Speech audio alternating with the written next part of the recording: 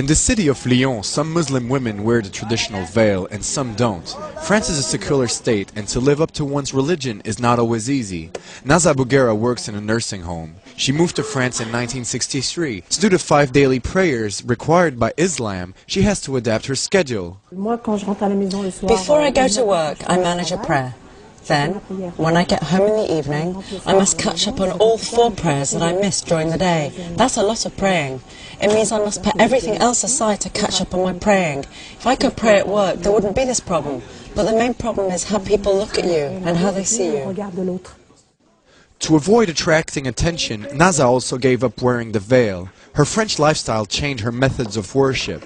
For some other people, however, it's the opposite. Salima was raised in a typical French family. She converted to Islam when she was 14 years old, and she's one of the rare veiled women willing to comment on the way Muslim women live in France. She would like to wear her veil to work as a civil servant, but she can't. I think the law is quite restrictive, considering the fact that we live in a country that allows freedom of religion and all types of freedom. The law doesn't let us fully express our identity.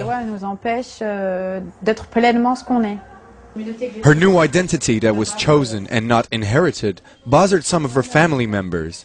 Her father saw Muslim women as entirely submissive. Salima only halfway agrees. We are only ever submissive to God. We aren't under the command of a husband, a father or a brother, as some might think. There is a big difference in between culture and cult. Salima says she's free, but some men use religion to dominate their wives and women in general. Marie-Martine Chambard fights this type of abuse through her organization, Women Against Integralism. There is a problem when discriminations occur.